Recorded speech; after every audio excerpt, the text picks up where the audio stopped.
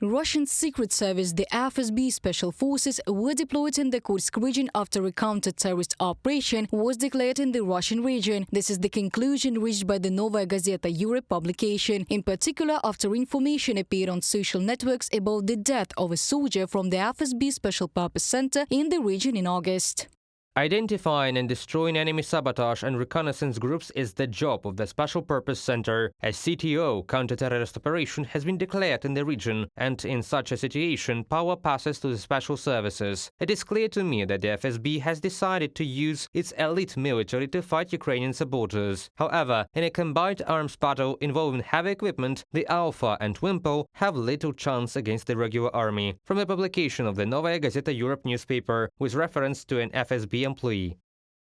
According to the sources of Novaya Gazeta Evropa, there are only a few hundred people from the FSB Special Purpose Center in the Kursk region, and the death of each fighter of the Russian Special Purpose Unit is a big blow to the system, which should mainly be engaged in the fight against terrorism. According to military analysts, Russia has already deployed about 40,000 personnel in the Kursk region. Now the enemy is forced to maintain a serious group of troops in the Kursk region and constantly replenish it with appropriate forces and means. There is a completely motley crew there. Bars, combat army reserve units, territorial defense, Russian conscripts, representatives of the Russian Guard, Russian paratroopers and Marines. Such a motley crowd is unlikely to be able to come to a single battle and a common denominator at the same time. The Ukrainian Armed Forces operation in the Kursk region has already yielded certain results, Ukrainian President Volodymyr Zelensky said in an interview with The New Yorker. He also noted that the operation was a strategic step by the Ukrainian army and was aimed at preventing an attack on the Sumy region. In addition, it demonstrated to Ukraine's partners that Putin does not have everything under control, as he claims. Also, according to President Zelensky, Ukraine showed the Russians a very important truth.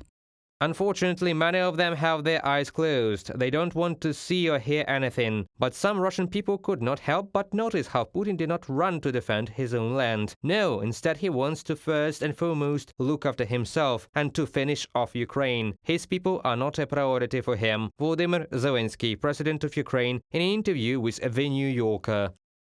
Meanwhile, the Ukrainian army has not only been in control of more than 100 settlements in the Kursk region for almost 2 months, but is also moving forward. Thus, on September the 23rd, the Ukrainian Defense Forces broke through another section of the border in the Kursk region. As reported by units of the 95th Air Assault Brigade of the AFU, this has already been the second successful incursion through the Russian border since the beginning of the operation. The report of the Institute for the Study was states that on September the 26th, Russian troops continued ground assaults on the Ukrainian bridgehead in the Kursk region. However, they did not achieve any confirmed successes. Reported by Diana Kolesnik, Христина Домбровська, UATV News.